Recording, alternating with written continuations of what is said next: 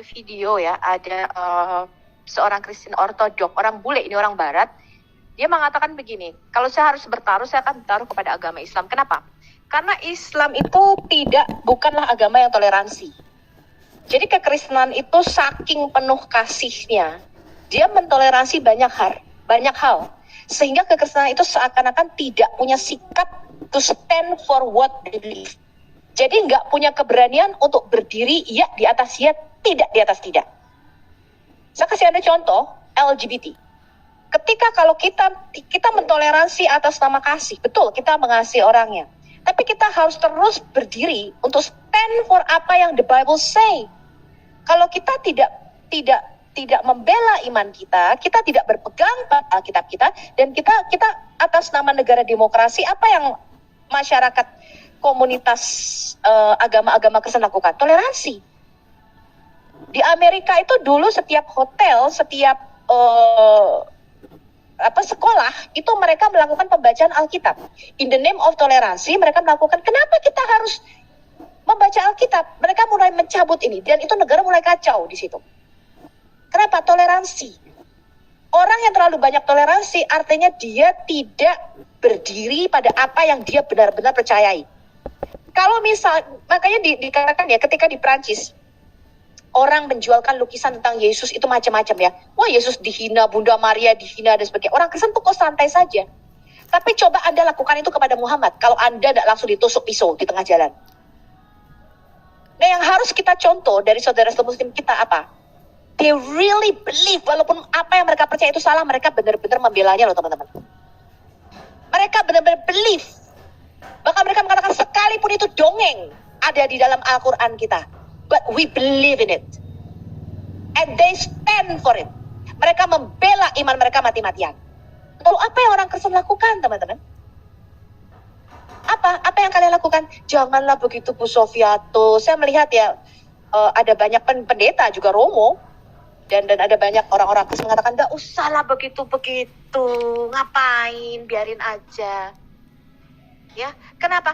Because you don't really believe what you read in the Bible. Nabil Qureshi mengatakan kalau kamu tidak memberitakan Injil, katanya, ada dua kemungkinan. Yang pertama, kamu tidak benar-benar percaya bahwa Yesus juru selamat. Karena kamu tahu Yesus juru selamat, tapi kamu tidak mau memberitakan Injil kepada saudara Muslim kita. Artinya kamu tidak benar-benar percaya Yesus adalah juru selamat. Yang kedua, kamu tidak peduli kalau saya binasa. Kenapa? Karena you read the Bible. Dan kamu tahu bahwa tidak ada jalan lain di luar Yesus Kristus. Kamu tahu kalau mereka percaya kepada Injil palsu, yaitu Yesus yang diserupakan, Injil yang diberikan, kitab yang diberikan kepada Isa ketika Isa masih nenek, surah 19 ayat 30, kamu tahu mereka akan binasa. Mereka akan Maryam 71, wari dua itu artinya bring in, dibawa masuk ke dalam neraka. Jadi kita ketika memberitakan Injil, kita harus membedakan antara ajaran dan manusianya, teman-teman. Saya setuju dengan Pak Malikil. Ya, what happened in Las Vegas, stay in Las Vegas. Apa yang terjadi di ring debat, biarkan itu di ring debat. Biarkan Muslim dan Kristen melihat perdebatan ini, dan mereka memilih. Mereka memilih untuk memutuskan siapa yang akan mereka ikuti. Injil yang palsu atau Injil yang asli yang akan membawa mereka ke dalam keselamatan. Biarkan ring perdebatan ini dibuka.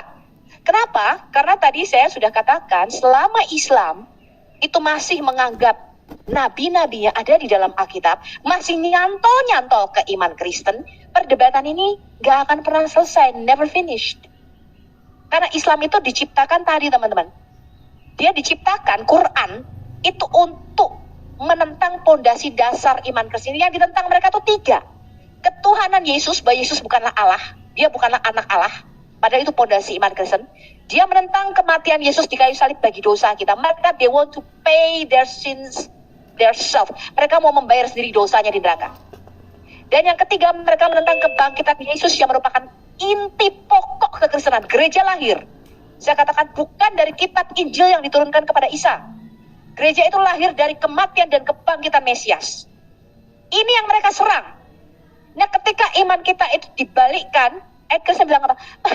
Jangan ngomong apa-apa deh. We just shut silence. Silence is golden. Kenapa? Karena orang Kristen tidak benar-benar percaya apa yang mereka baca di dalam kitabnya.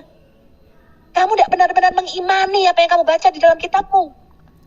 Jadi saya ketemu banyak di dalam gereja saya sendiri mengatakan, Sofia tuh nggak usahlah kamu lakukan itu berbahaya, very very dangerous. Lebih baik kita bagi-bagi sembako aja sama muslim. Do you think by bagi-bagi sembako, you can save their souls? Kamu bisa selamatkan nyawa mereka? No. Hanya dengan berita Injil yang benar. Dikatakan bukan sembako yang berkekuatan Allah yang menyelamatkan setiap orang yang percaya, tetapi Injil. Roma 1 ayat 16. Injil adalah kekuatan Allah untuk menyelamatkan setiap orang yang percaya. And you don't believe in that. Kalian orang kan nggak percaya itu sih soalnya. Kamu nggak percaya bahwa Injil, hanya Injil lah, asli lah yang bisa menyelamatkan mereka. 2 Korintus 11 ayat 4. Paulus mengatakan, kamu sabar saja, kamu diam saja jika ada orang yang memberitakan Injil yang berbeda, Yesus yang lain. And you just keep silence, kamu diam saja.